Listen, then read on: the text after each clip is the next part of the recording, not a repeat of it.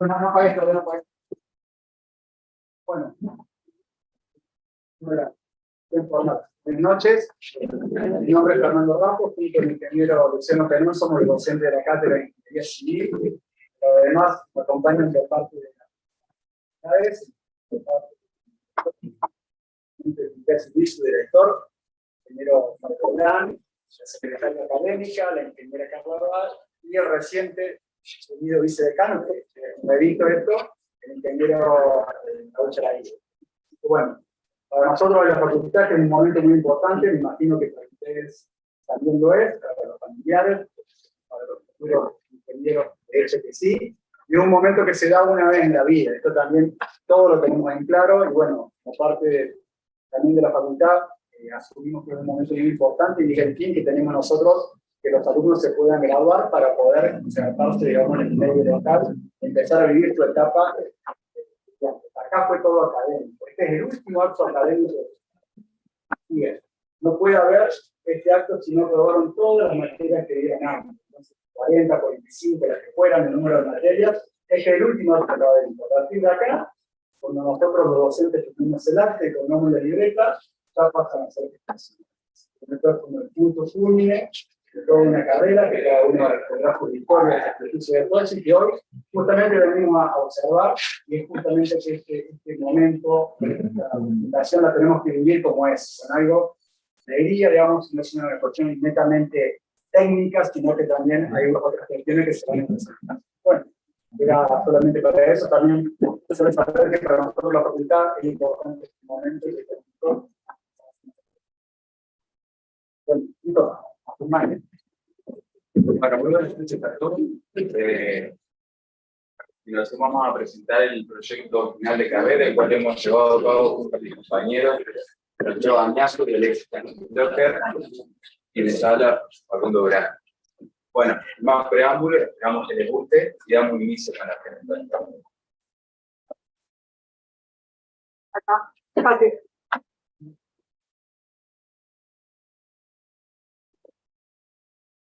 Bien, la presentación se divide en 5 etapas.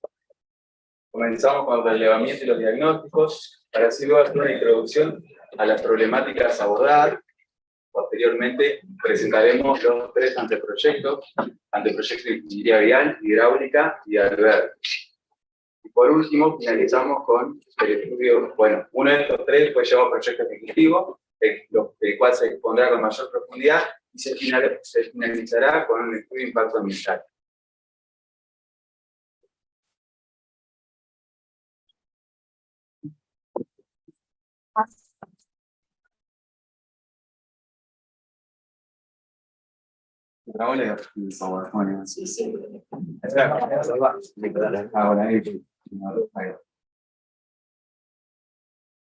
Bien, el trabajo se comenzó llevando a cabo un relevamiento general, el cual se inició en la República Argentina, con una población estimada de 46.000.000 habitantes y una superficie aproximada de 3.070.000 kilómetros cuadrados.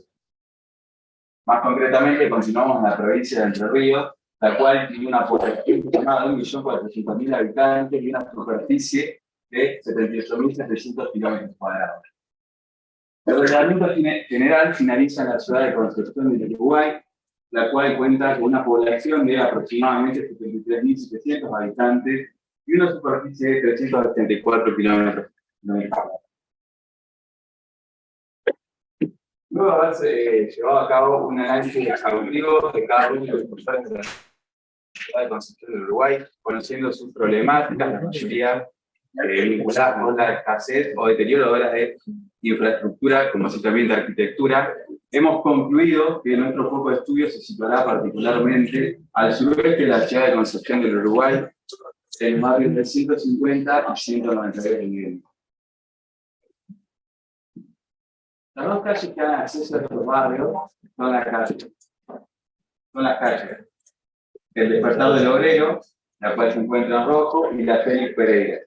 La calle del Despertar del Obrero, al ser el único acceso pavimentado, se encuentra que es donde se concentra el mayor flujo vehicular.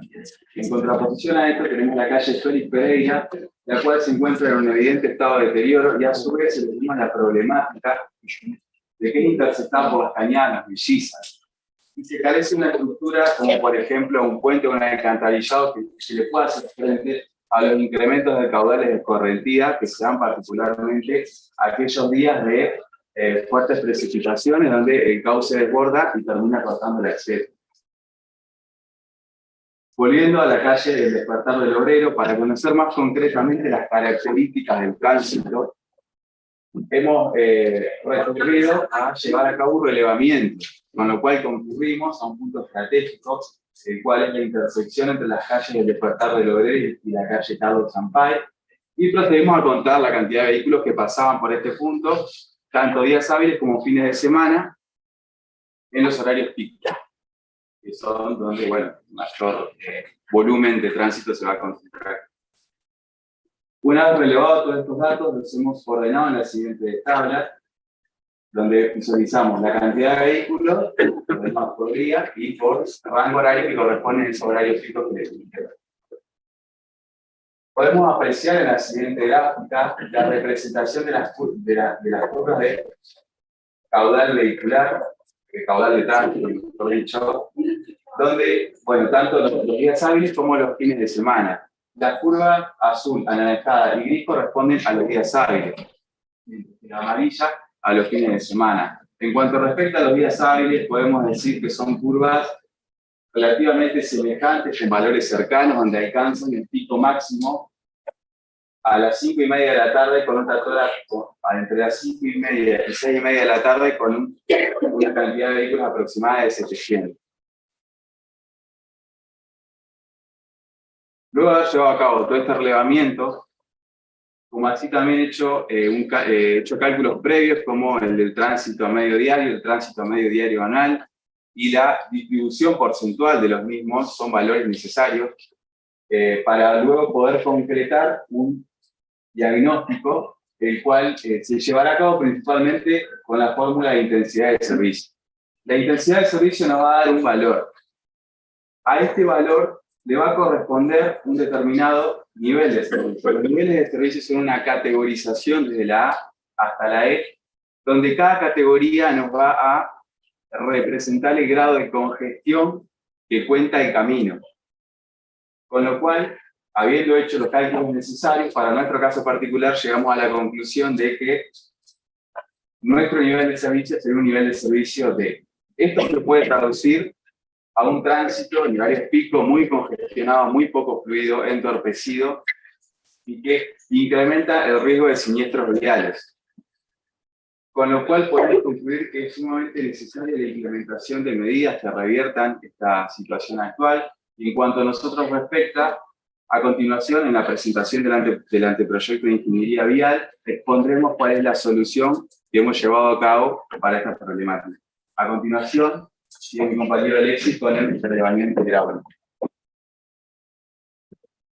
Bueno, en cuanto al relevamiento hidráulico, encontramos lo que es la cañada de las Mellizas, el cual es un brazo de la cuenca del arroyo de la China, que presenta, como mencionó Facundo, graves inconvenientes, sobre todo en épocas de creciente y precipitaciones, ya que el mismo se desborda, afectando todos los terrenos linderos a él. En cuanto al relevamiento arquitectónico, pudimos observar que hay instituciones educativas de nivel inicial, primario y secundario, a su vez salas de primeros auxilios y numerosos barrios que se han ido desarrollando a lo largo de los últimos años. Dentro de lo que podemos mencionar, el 192 viviendas y el 150 viviendas. A partir de datos obtenidos de la Municipalidad de Construcción del Uruguay, se contabilizan alrededor de 1.100 viviendas, que si tomamos un promedio de 4 personas por vivienda, estamos hablando de una población estimada de 4.400 habitantes. Dentro de los barrios pudimos conocer lo que es el Club Social y Deportivo Libertad, el cual fue fundado en el año 2018 y se encuentra en su etapa inicial. Actualmente no posee ningún tipo de instalación, aunque sí tiene un terreno donado por IAPB a través de la Municipalidad de Construcción del Uruguay, de aproximadamente 17.000 metros cuadrados, dentro de lo que se incluye la plaza 192 viviendas y un playón en el que realizan diferentes actividades. En cuanto a los servicios de todos los barrios, estos cuentan en su totalidad con redes de agua, cloaca y luz. a su vez se encuentra pavimentado en alrededor de un 85%. El diagnóstico lo realizamos mediante análisis FODA, el cual mide las fortalezas, oportunidades, debilidades y amenazas. Dentro de las fortalezas podemos mencionar que los barrios cuentan con todos los servicios, poseen numerosos espacios verdes públicos y hay instituciones educativas de nivel inicial, primario y secundario. Vemos una oportunidad de desarrollo social y deportivo. Como debilidades pudimos observar la gran congestión del tránsito, tanto de ingreso y de egreso a los barrios, sobre todo en los horarios chicos, y que existen depósitos de residuos a cielo abierto no controlados.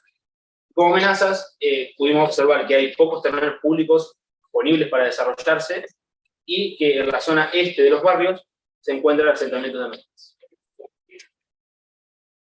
En cuanto a los objetivos generales, con estos proyectos de infraestructura pretendemos abordar y dar soluciones a las problemáticas identificadas mediante el análisis FODA, por la generación de nuevos accesos, la mitigación de inundaciones y fortaleciendo la cohesión social, generando un impacto significativo y duradero en la comunidad.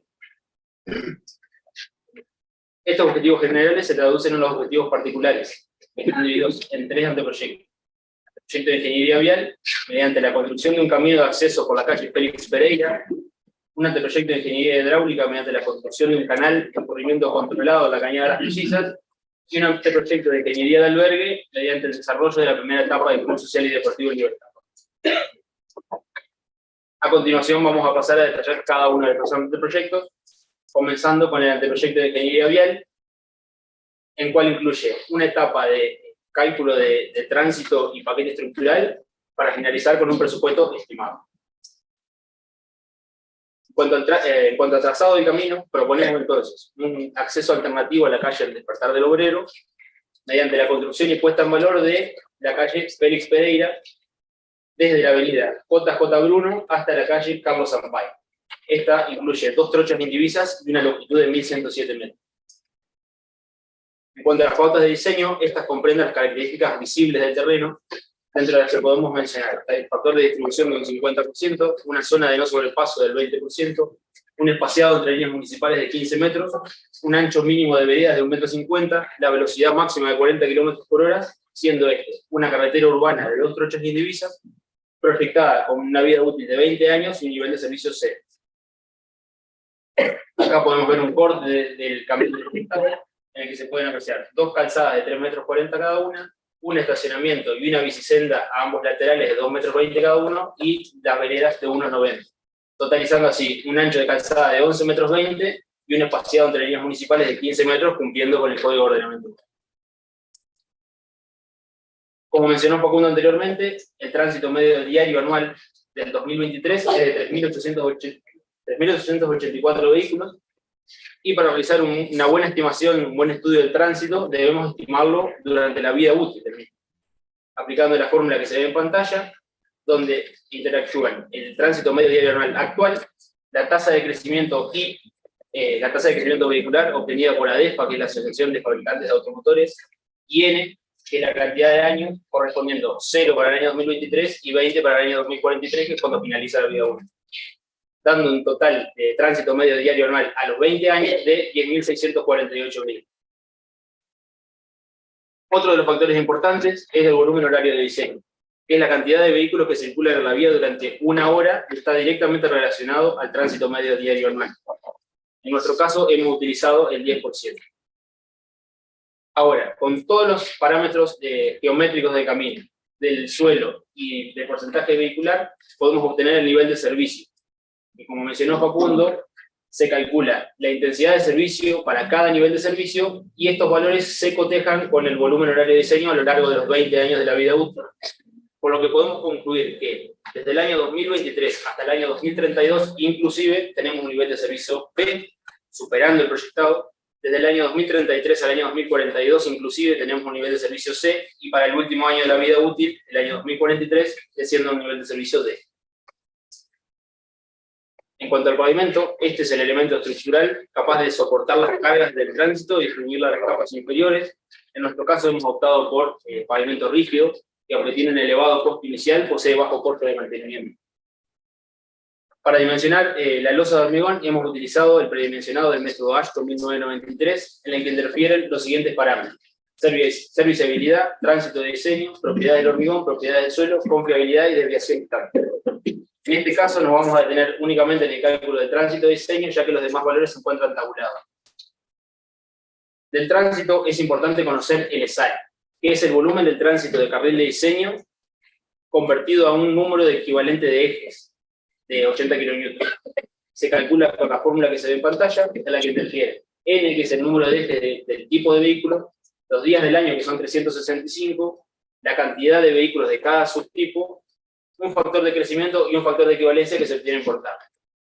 Para el cálculo del ESAL hemos utilizado vehículos livianos con 2 ejes de 500 kg cada uno, ómnibus con 2 ejes de 6.000 kg cada uno, y camiones C11 con el eje delantero de 6.000 kg y el trasero de 10.500.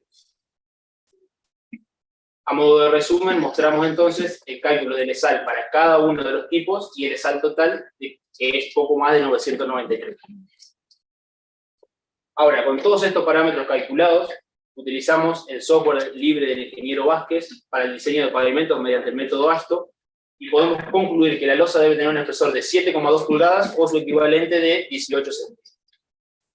Por lo tanto, el paquete estructural de nuestro camino estará compuesto por una losa de hormigón H25 de 18 centímetros, una base de suelo calcáreo y cemento Portland de 20 centímetros y una subrasante compactada de 15 centímetros. Mediante la utilización de mapas satelitales y mediciones en campo, hemos modelado tanto el terreno como el camino en el software Civil 3D, del que pudimos obtener las siguientes curvas de nivel de todo el recorrido del camino, para así poder calcular el movimiento del suelo, que es alrededor de 3.500 metros. Para señalización horizontal y señalización vertical, hemos utilizado los manuales de señalamiento, tanto horizontal como vertical, de la Dirección Nacional de Vialidad.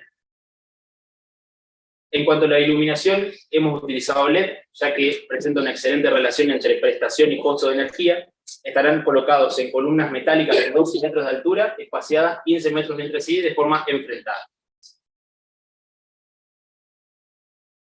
Por último, realizamos un presupuesto con analogía teniendo en cuenta el movimiento del suelo, el pavimento de hormigón, la iluminación y la señalización, dando un costo total estimado de poco más de 213 millones de pesos o 982.000 dólares calculados con el dólar de abril del corriente año. A continuación, el compañero Santiago presentará el proyecto de ingeniería hidráulica. Buenas noches a todos. Como los chicos ya comentaron, el anteproyecto de ingeniería hidráulica va a consistir en la canalización de la cañada de las Mellizas entre Despertar del Obrero y Félix Pereira. El anteproyecto va a consistir de 3 etapas macro importantes, que van a ser el estudio hidráulico, es decir, la determinación del caudal, una cuestión geométrica de dimensionado de cada uno de los elementos, y por último, una cuestión de presupuesto, es decir, económica y financiera. El estudio hidráulico es fundamental porque nos ayuda a definir el caudal que va a trazar, que va a transportar nuestro canal. Para poder calcular el caudal nos vamos a valer del método racional, cuyas variables son la intensidad de las precipitaciones, el área de la cuenca y el coeficiente de correntía, que depende de las características del suelo. Como datos de importancia tenemos el área de la cuenca de aproximadamente 145 hectáreas y los datos necesarios para poder calcular la pendiente de la cuenca. La intensidad es un parámetro por ahí un poco más complejo de determinar, pero antes de pasar a eso tenemos que definir dos conceptos importantes, como son el tiempo de concentración y el tiempo de retorno. El tiempo de concentración es el tiempo que tarda una gota en escurrir desde el punto más alejado hasta el desagüe de la cuenca. Se calcula a partir de la fórmula de Kirchhoff, cuyas variables son la longitud de la cuenca y la pendiente de la misma. Para este caso particular tenemos un tiempo de concentración de aproximadamente 89 minutos. El tiempo de retorno, por otra parte, es el tiempo que va a transcurrir hasta que suceda un determinado de características particulares. Son valores tabulados, como podemos ver en la tabla de la derecha, y dependen del riesgo y de la importancia que tenga la obra. Para este caso particular adoptamos 25 años. Con estos dos datos podemos ingresar a una curva IDT, que nos da como consecuencia la intensidad.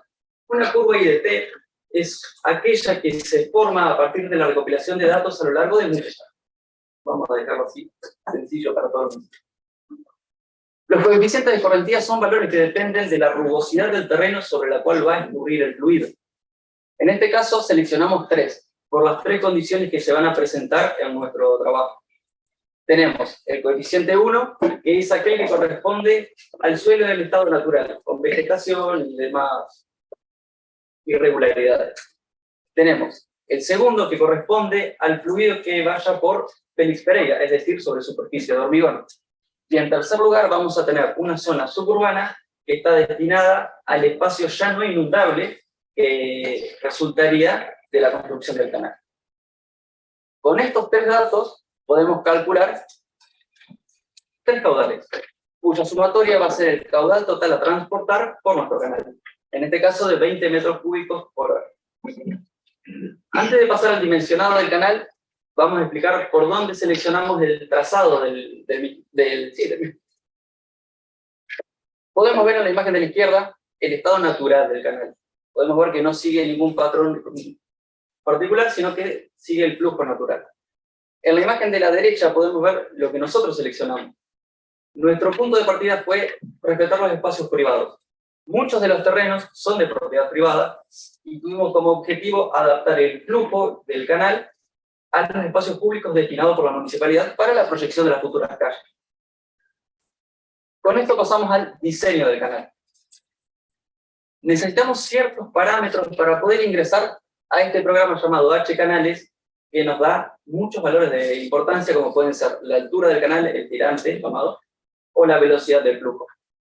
Los datos son el caudal que calculamos anteriormente, la pendiente que tiene el canal, la rugosidad que depende del material, en este caso hormigón, y nosotros proponemos un ancho de 2,5 metros, que es espacio suficiente para que una maquinaria pequeña entre al canal y pueda limpiarla mensualmente.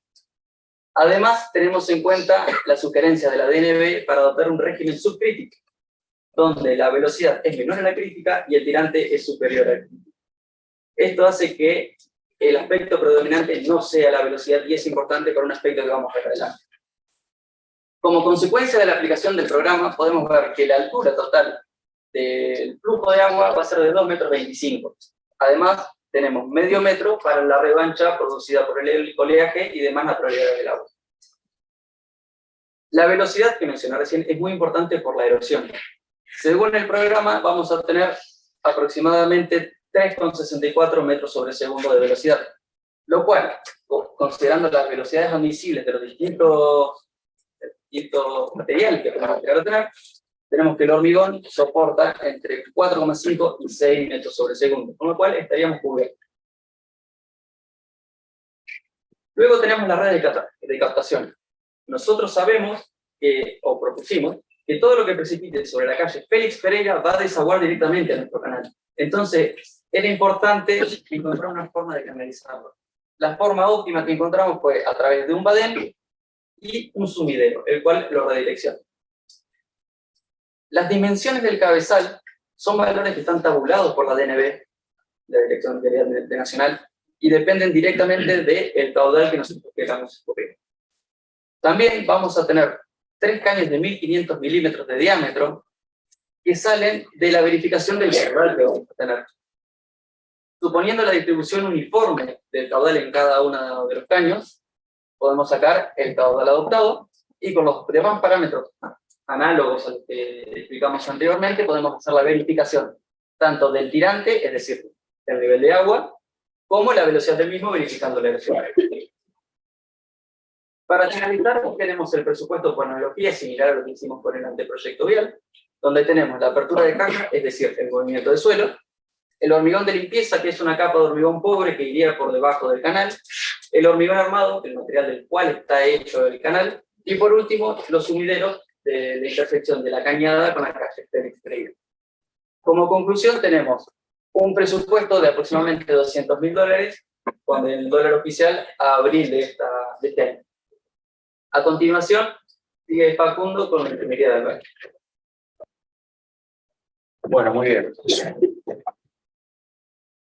El anteproyecto de ingeniería de albergue consiste en la ejecución de una sede social administrativa y deportiva para el Club Libertad. El mismo se sitúa al suroeste de la ciudad de Concepción del Uruguay, más particularmente en el barrio de 150 viviendas. Aquí ellos tienen dominio sobre un terreno. No obstante a esto, carecen de instalaciones, como así también cualquier tipo de proyecto de construcción. Según Catastro, este es el terreno 2114. En cuanto a las ventajas que podemos destacar del mismo, comenzamos con la superficie, la cual es de 16.980 metros cuadrados, es decir, una superficie más que suficiente para llevar a cabo un proyecto de tal envergadura. Por otro lado, contemplando la naturaleza del proyecto, el cual busca la integración de ambos barrios a las actividades sociales y deportivas, podemos destacar la excelente accesibilidad y ubicación que tiene el mismo. A la hora de confeccionar un plan de necesidades, nos hemos reunido con los representantes del club, los cuales nos han transmitido sus necesidades actuales, como así también las posibles necesidades futuras con perspectiva de crecimiento, y con esto hemos concluido en dos planes de necesidad. Uno, el cual da respuesta a la construcción de un edificio. Este plan de necesidad se compone, como se puede observar, de una sala de reunión, salón de usos múltiples, dos salas de estudio, sanitario, buffet, comedor y cocina. Y por otra parte tenemos el plan de necesidad que da respuesta a lo que sería el sector deportivo, con sus respectivas canchas de fútbol, multiuso, de tenis, pileta semiolímpica, y la puesta en valor del sector este del terreno, el cual es un espacio arbolado.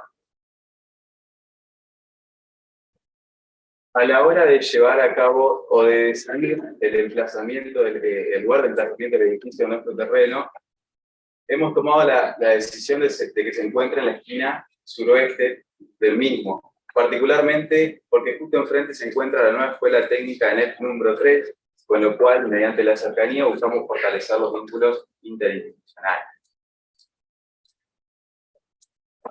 A la hora de diseñar el edificio, una de las pautas que hemos tomado fue la de dividirlo en dos grandes bloques. Esto particularmente para que se pueda adecuar al espacio del terreno en el cual se ubicaba, es decir, la esquina.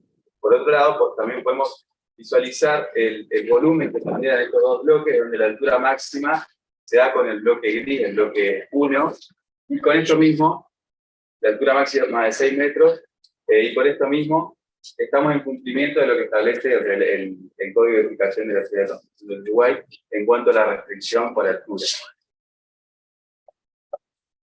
La funcionalidad del bloque 1 responde principalmente a actividades sociales y a su vez tiene un sector de servicios.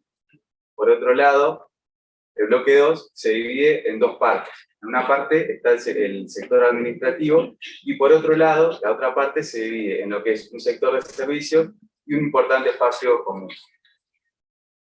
Ahora más bien con el esquema de planta voy a comentarles cómo hemos solucionado la distribución interior de cada uno de los espacios. El ingreso se da en la intersección de ambos bloques, donde aquí accederemos a un hall de generosas dimensiones. En el mismo tendremos contacto visual con la sala de reuniones, la cual se encuentra vidriada.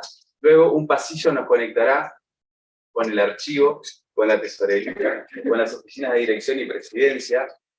Al fondo tendremos una kitchenette sanitario, que es para uso exclusivo del personal del sector administrativo. Hacia el norte nos encontraremos con el buffet. Continuado al mismo tenemos el núcleo sanitario. Y por último, se busca integrar a este bloque y al espacio común un comedor.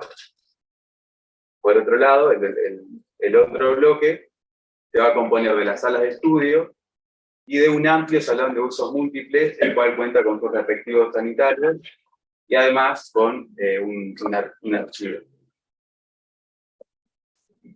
En cuanto a la materialidad del diseño, comenzando con los cerramientos, gran parte de los mismos se da mediante vidrio, es decir, ejecutado en forma de muro cortina. Con esto buscamos proporcionar una importante fuente de luminosidad natural para cada una de las actividades que estén llevando a cabo en los espacios interiores, principalmente en el salón de usos múltiples y en el comedor. Por otro lado, La protección de estos ambientes frente a la radiación solar se da particularmente mediante uno de los elementos más distintivos de la fachada, los cuales son los parasoles de madera. Estos se prolongan desde el suelo hasta el vuelo de la cubierta con formas irregulares. La otra parte de los cerramientos se da mediante muros, donde sobresalen de sus caras exteriores geometrías triangulares, poligonales, a las cuales se le asignan 3 colores, los cuales son el blanco, el gris y el violeta. Estos son los colores del logo del Club Libertad. Con lo cual, buscamos darle mayor identidad al edificio y a su vez generar una conexión visual con la comunidad educativa. Otro elemento que lleva parte del protagonismo es la cubierta con sus vuelos perimetrales. Es una cubierta a un agua con una pendiente de aproximadamente 7%, tapa negra, terminación perimetral con lunetas negras, y se busca generar continuidad con la materialidad del parasol mediante el cielo raso de la comunidad. El ingreso ha sido jerarquizado mediante un importante alero, es una estructura metálica de perfil doble-T, el cual contiene una pérgola de madera. Y por último, no queremos dejar de mencionar la funcionalidad o la importancia del patio, el cual genera una suerte de transición hacia el sector deportivo, y a su vez proporciona una agradable visual para cada uno de los espacios interiores. A la hora de seleccionar los diferentes materiales, más que materiales y sistemas constructivos, que den respuesta a nuestra propuesta arquitectónica, hemos optado por aquellos cuyas principales ventajas son el ahorro energético y la aislación térmica. De forma tal que los muros se resuelven mediante mamportería, cuyos mampuestos son bloques de hormigón curados en autoclave, bloques de hormigón celular curados en autoclave, más conocidos como RETAC. Por otro lado, los muros cortinas se resuelven mediante un sistema de doble vidriado hermético, y las divisiones interiores se dan mediante el sistema de construcción en seco drywall. En el esquema de implantación podemos apreciar la distribución que hemos hecho de cada uno de los sectores que componen la sede en el terreno. Al suroeste, del cual ya venía hablando, tendremos el sector edilicio. Cercano a este tenemos el estacionamiento que se encuentra sobre la calle Calvento. Luego, podríamos decir que en la parte central del mismo se concentra lo que es el sector deportivo, con las canchas de fútbol multiuso, cancha de tenis y una pileta semiolímpica. A continuación, tenemos una suerte de pequeñas plazoletas, las cuales se encuentran equipadas con juegos para niños, juegos saludables, etc. Y por último, tenemos la propuesta de revalorización del sector este del terreno, donde mediante la incorporación de equipamiento y proponiendo un esquema de circulación, buscamos darle mayor funcionalidad, generando de esta forma un espacio de dispersión con parrilleros y otro tipo de mobiliario. Cabe destacar que para lograr esta propuesta final también hemos trabajado con el paisajismo y proponiendo un esquema de circulación que sea amplio, recorrido del terreno, no de espacios muertos o inaccesibles.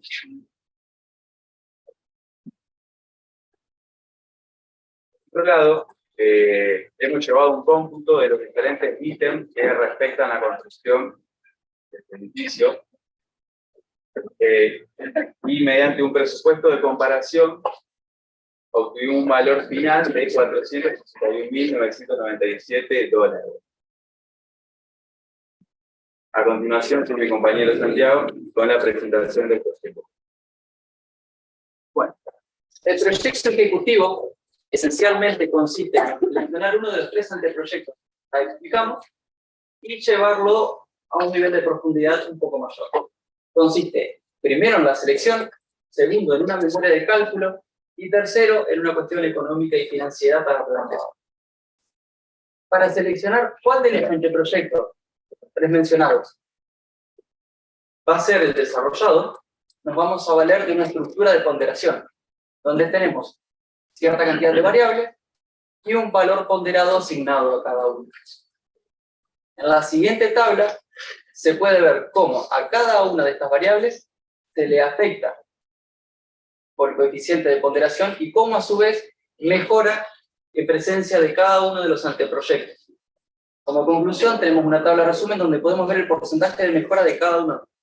Y podemos concluir que la ingeniería de albergue, es decir, la sede deportiva, es el que mayor beneficio genera, sobre todo por la cuestión social que involucra. Nos vamos a basar para la memoria de cálculo en el desarrollo de la estructura. Esto se debe a que el proyecto de una sede deportiva puede ser bastante amplio y es necesario combinar. Con lo cual vamos a dejar a desarrollar, como ya expliqué, la estructura. Antes que nada es necesario conocer las cargas que tiene que soportar, con lo cual nos vamos a valer de la serie 100 del CIRTO, que es el reglamento vigente en nuestro país. Vamos a tener cargas vivas y cargas muertas. Las cargas vivas son aquellas que no son permanentes en el tiempo. Por ejemplo, una persona que camina arriba de un techo es una carga variable. Por otro lado tenemos las cargas muertas, permanentes, que son aquellas asociadas al peso propio de los materiales generalmente. Ya puede ser de la estructura del techo, cielo raso, distintos tipos de muros o demás accesorios. También es importante mencionar las cargas por viento, que en este caso en particular no es necesario describirlas de forma detallada porque serán cargadas automáticamente al software que veremos más adelante. Una vez que tenemos consideradas las cargas, podemos conocer cuál será la carga lineal de cada una de las vigas. Las vigas de fundación reciben carga principalmente, es decir, exclusivamente de los muros, donde tenemos como variable la altura de los muros y el peso de los mismos. Por otro lado, tenemos las vigas del encadenado superior. Algunas van a recibir carga directamente de los clavadores del techo y va a haber otras cuya función es aportar rigidez a la estructura en su conjunto, no recibiendo carga directamente. Con toda esta información podemos pasar al modelado del software digital. Podemos ver que la estructura tiene dos colores acá en pantalla. El color gris corresponde a estructura de hormigón armado, mientras que el color bordó o rojo corresponde a estructura metálica. La estructura de hormigón armado se simplifica en tres elementos: vigas, columnas y fundaciones, que en este caso, por cuestiones económicas, se optó por zapata aislada o también como base. Por otro lado tenemos la estructura metálica. Los tres elementos más sobresalientes de las estructuras metálicas que tenemos son los tres tipos de cableado. La cableada del bloque administrativo tiene una forma triangular, de forma sencilla. Está formada por UPN 50 y tiene una luz de 15 metros, una luz importante. Por otro lado tenemos tanto el bloque destinado a las aulas como al Zoom, donde las cableadas son de forma rectangular, también están formadas por UPN 50 y la única diferencia real es la luz que presentan. Las de las aulas son de 7,5 metros y las del Zoom son de 10 metros. Una vez que tenemos modelado la estructura en su conjunto, tenemos cargadas las cargas, la redundancia, dentro del software, el mismo nos da un informe bastante completo y detallado acerca de los distintos esfuerzos que tenemos en cada uno de los elementos y una serie de verificaciones que son necesarias para asegurar la estabilidad global de la estructura. Asimismo, consideramos oportuno realizar verificaciones de ciertos elementos especialmente solicitados, a carga por ahí límite. O en este caso, los más solicitados. Vamos a detallar de forma simplificada y reducida una verificación a soldadura, con una soldadura, y una verificación de cordón a tracción y compresión, de forma simplificada para que sea ameno para todos. Necesitamos conocer los datos de los materiales, las cargas que son resultantes de la peor combinación de carga y salen del software, y basándonos en la serie 300 del CIRSO, que es el reglamento vigente en nuestro país, podemos delimitar cierta geometría de la soldadura para calcular aspectos geométricos como son el módulo resistente o el área, para más tarde, en combinación de las cargas del programa y los aspectos geométricos, calcular las tensiones. Tensiones normales, transversales y con ayuda de Pitágoras una resultante. Esta carga de 38 es lo que tiene que aguantar nuestra soldadura. Por otro lado, tenemos que ver cuánto aguantan nuestra soldadura realmente para después poder comparar. Acá está involucrado la resistencia del electrodo y coeficientes de minoración dadas por las incertidumbres que se van dando en la mano de obra o en las características del material. Podemos ver, comparando, que con una soldadura de 2,2 milímetros estaríamos cubiertos. Nosotros originalmente habíamos adoptado una de 6 milímetros, con lo cual la verificación es correcta. Por otro lado tenemos la verificación de los cordones, donde también es importante conocer características geométricas y mecánicas del material. Comenzando por la verificación a un esfuerzo de tracción axial, podemos ver que el esfuerzo límite se va a dar con la fluencia en la sección bruta, que comparándolo con los esfuerzos resultantes del software, estamos ampliamente cubiertos. Podemos ver esta disparidad en los números, a pesar de que la estructura parece estar sometida, pero se debe principalmente a las grandes deformaciones que presenta, como veremos un poco más adelante. En lo que respecta al cordón comprimido, tenemos que verificar dos cosas. Primero, la estabilidad local de la sección, y segundo, la estabilidad global de la barra. La estabilidad local de la sección, el ala y el alma del material, se calcula actualmente, se compara con valores de referencia dados en el reglamento, y podemos ver que los valores están cubiertos. ¿Qué quiere decir esto? La sección es compacta y obviamos no, está exenta de sufrir abortaduras frente a la compresión. Por otro lado, para calcular la verificación de estabilidad global de la barra, necesitamos conocer la longitud efectiva, la esbeltez, la tensión crítica de pandeo, y por último, esa tensión, afectándola por el área que tiene esta sección, podemos sacar la fuerza, que comparándola con las cargas que da el software, estamos nuevamente cubiertos. Con esto cerramos un poco las verificaciones, que creo que es lo más engorroso de demostrar, y vamos a pasar con las deformaciones que Facundo va a hablar de.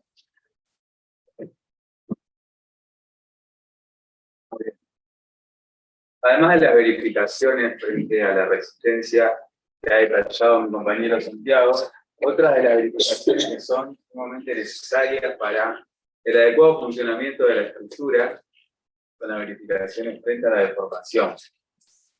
Una vez modelada la estructura en el software CPK, la misma nos va a brindar información respecto al desempeño global de la misma.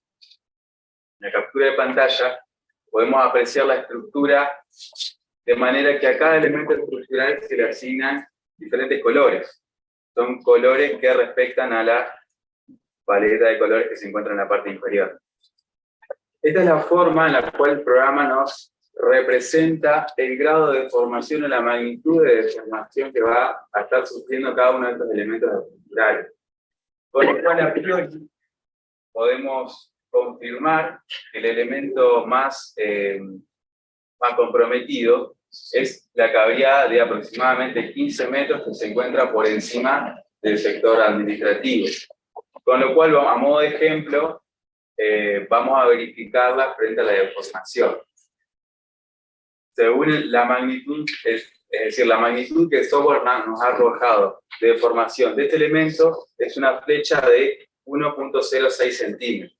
Para verificarlo tenemos que comparar con lo establecido en el reglamento CIRSA 301, el cual nos dice que para un edificio de estas características y este tipo de elemento estructural, tenemos que implementar, es decir, nuestra flecha tiene que ser menor que la luz dividido de 250, es decir, 15 dividido de 250 nos da un valor de 5.82 centímetros.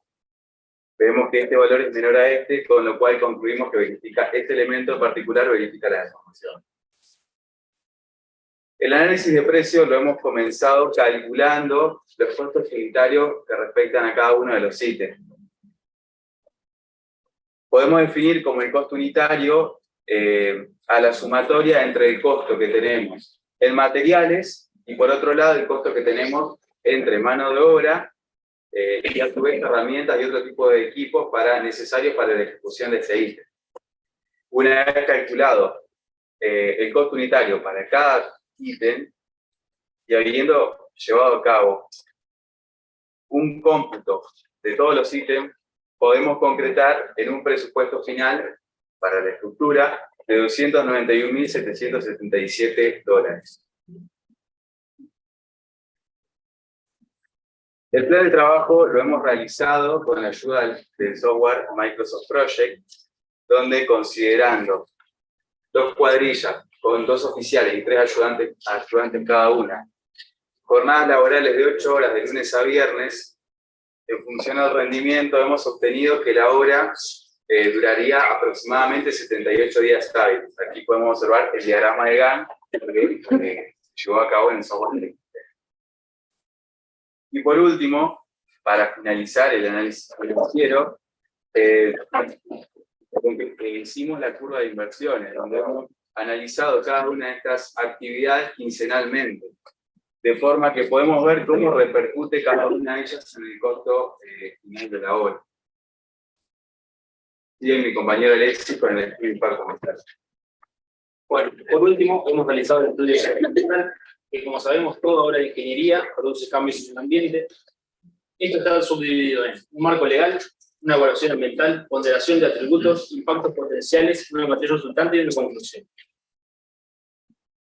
Los estudios de impacto ambiental están regulados por la Ley 25.675, artículos 11 y 13, la Constitución de la Provincia de Entre Ríos, artículo 22, y el decreto 4.977 de estudio de impacto ambiental.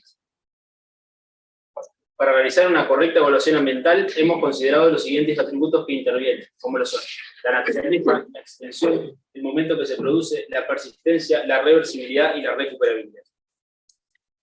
Cada uno de estos atributos le corresponde un código alfanumérico que se traduce en un valor numérico para categorizar el impacto que sea negativo o beneficioso. Dentro de los impactos negativos se identifican en colores verde al rojo y los impactos beneficiosos se identifican en diferentes tonos de azul. A cada una de las etapas del proyecto hemos seleccionado 3 subsistemas que vemos afectados. El primero es el subsistema natural, mediante el suelo, la hidrología y la vegetación, entre otros. Un subsistema sociocultural, mediante los efectos de la población activa y los cambios de costumbre. Y, por último, el subsistema socioeconómico, mediante la generación de empleo y actividades económicas inclusivas. Mostramos a la izquierda la matriz con su formato alfanumérico y para una mayor comprensión, a la derecha vemos la matriz cromática. Como conclusión del estudio de impacto ambiental, podemos decir que no se observa, en la matriz cromática no se observan impactos críticos que tienen especial atención, aunque sí vemos algunos impactos severos, sobre todo en la etapa de construcción, mediante la generación de ruidos molestos y la modificación del terreno natural. Por otro lado, en la etapa de funcionamiento vemos varios aspectos beneficiosos, ya que este proyecto genera un espacio social y deportivo carente a la zona. A continuación, vamos a mostrar un video para que se pueda ver de forma más detallada el proyecto que acabamos de presentar.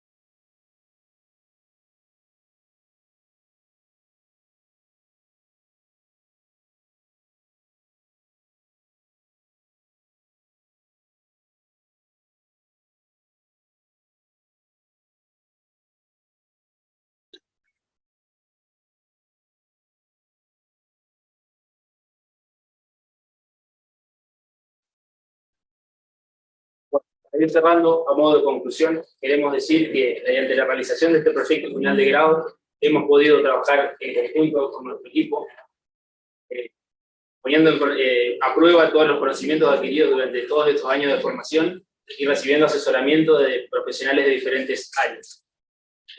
También este trabajo ha sido muy importante porque nos tuvimos que enfrentar a un montón de problemáticas distintas, como habrán podido ver, y por cuestiones de eficiencia hemos tenido que adoptar software moderno, porque era necesario adaptarse a las nuevas épocas también.